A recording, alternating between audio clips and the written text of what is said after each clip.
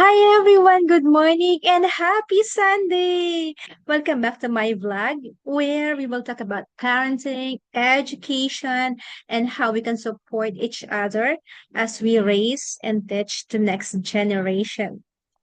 So before we start today, I'd love to share with you the verse of the day, which really spoke to my heart as a parent and an educator.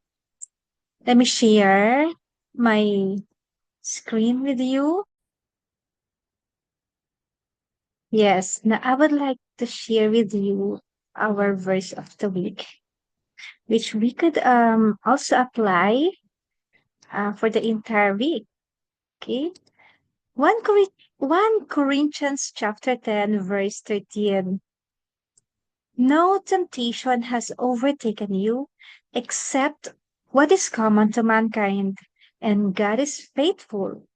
He will not let you be tempted beyond what you can bear. But when you are tempted, He will also provide a way out so that you can endure it. Diba? Napakaganda. So, this is my intention for my blog to share not only matters about education, um, matters about parenting, but also how we can grow ourselves as a woman, as a mom, as a parent, as an educator, and influence others to transform their lives in faith. Let me, please allow me to explain very shortly, briefly lang, yung verse natin for this week na pwede nating gamitin as we go through the challenges ngayong buong linggong to. Walang pagsubok na dumating sa inyo na hindi naranasan ng lahat ng tao. Tapat ang Diyos. Hindi niya ipapahintulot na kayo'y subukin ng higit sa inyong makakaya. Sa halip, pagdating na pagsubok, bibigyan niya kayo ng lakas upang mapagtagumpayan yon. Yes, totoo yan. Kahapon nga, habang nagpapaantok si Gian, nakikinig siya dun sa YouTube video na may tungkol sa Bible. Kinukwento yung Old Testament. And I heard about Joshua kung saan ang daming pagsubok na binigay ng God. Si Joshua kasi sinasakop niya yung mga bansa sa paligid nila. Kasi nga, di ba, God promised that He will give a land to Israel ng panahon ni Moises. And during Moises' time, nung dinadala niya, ginagabayan niya ang mga tao, mga Israelites papunta sa Canaan, the promised land, ang daming pagsubok na nagawa nila, ang daming kasalanan na nagawa ng mga Israelites noon, sari-sari na, lahat na ng uri ng kasalanan na maiisip nyo. Kasalanan, maybe pagandahin natin ng ayos at maraming mga pagsubok, mga maling ginawa ang mga tao noon. Kaya yung mga ginagawa natin ngayong mali, hindi na bago yan. Sabi nga, ayan ay naranasan na ng lahat ng tao. And God knows every details of it. But He is faithful. Wow. He is faithful. And dahil uh, pinaramis niya na I will be here for us. He will be here for us. So, yung mga challenges na binibigay niya sa atin, siya din yung tumutulong para tayo ay makalabas, para mapagtagumpayan natin ang mga pagsubok na to. Kaya nga, yung talatang ito ng Korinto ay paalala na hindi ka nag-iisa sa mga pagsubok mo. Lahat tayo, dumadaan tayo sa mga hamon sa buhay.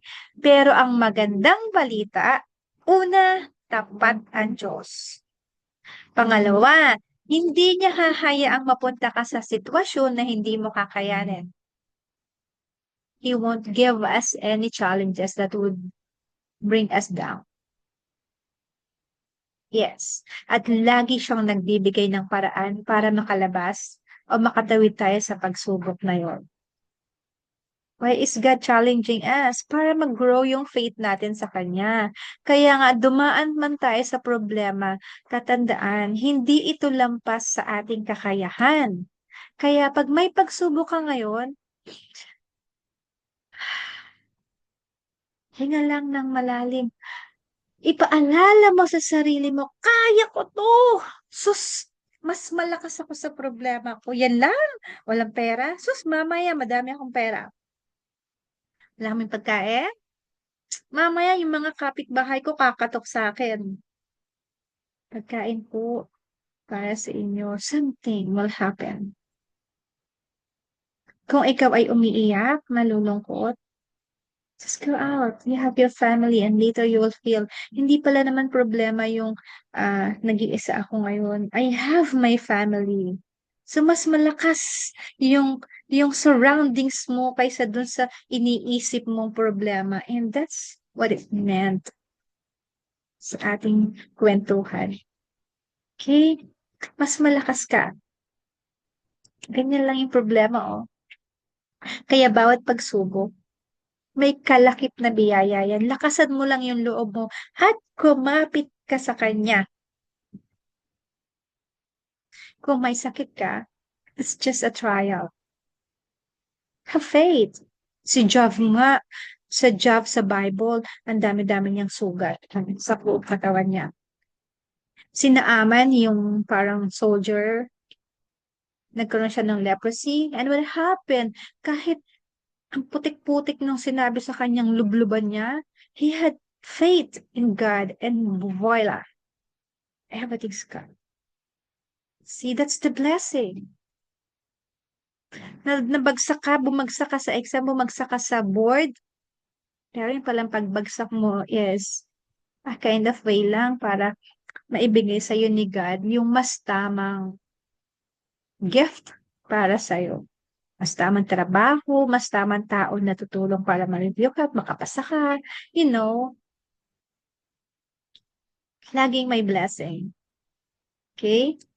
There's always a rainbow after the storm, yun. At merong paraan para magtagumpay. Kaya, hindi ka magiging trap sa kinalalagyan mo ngayon. If you are feeling unhappy kasi you lost someone, don't be sad. Because you have other people beside you to treasure and be happy with. There are many things around you na pwede mong i-appreciate ulit, ibigay ang pagmamahal mo para maging masaya ka. Whatever we lost, God wants it. Whatever we don't have, God wants you not to have it. Okay? Because there is something good for you. You'll never be trapped in that challenge forever. Kasi, tatandaan mo lang, sa bawat desisyon ng hamon, piliin mong manalig sa Kanya. Kahit mahirap na maniwala kay God, dahil sobrang ano ng pagsubok, sobrang bigat ng pagsubok na binigay sa'yo, and ang liit-liit mo lang. I mean, feeling mo hindi mo kaya, no, just have faith. Pray. God, nahihirapan na ako. Please, help me. God, ang bigat na nito. Nahihirapan na yung kalooban ko. God, kinukulang na ako ng resources. Please help me. Pray. And you know what? Lagi siyang magpapadala ng tulong. Minsan nga, sa paraan na hindi mo pa inaasahan. Okay? It happens. It happened to me. It happened to other people. It will happen to you too. So don't feel sad. Don't feel trapped in that situation. There's a way. God is always here at the end waiting for you. Okay? He promised He will be there. And He is faithful to His promise. He won't leave you. Just call. Just call God. Please come to me. Magtiwala ka lang. Siya ang magbibigay ng lakas sa iyo at wisdom kung paano ka makakalampas sa tinatahak mong pagsubok sa buhay. I've got my own share. Ang dami ko ng pagsubok na naranasan sa buhay. Sa liit kong ito, ang lalaki ng problema ko. It's not just financial matters. Ang bibigat. Nandun yung nangyari kay Gian na I almost lost him, with my husband na suffering from illness, with my children na on and off ang mga failures because kaya sa mga activities nila sa school, sa mga games nila, papaano ko sila i-encourage na keep on, to keep on their dreams, to keep on pursuing life. Sa paligid ko, with my brother, we are separated. With my mom, a lot. Kung iisa-isahin ko yan, especially nung nag-50-50 ako during the COVID period.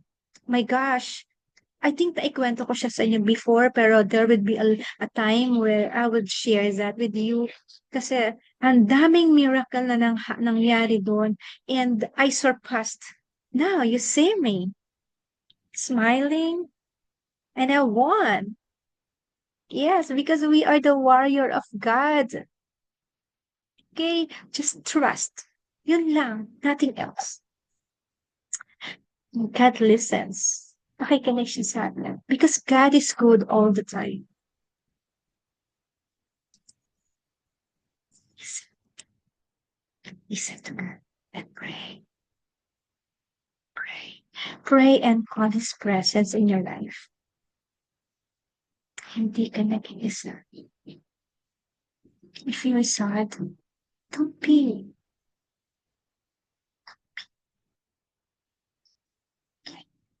You're afraid. Happy Sunday, everybody.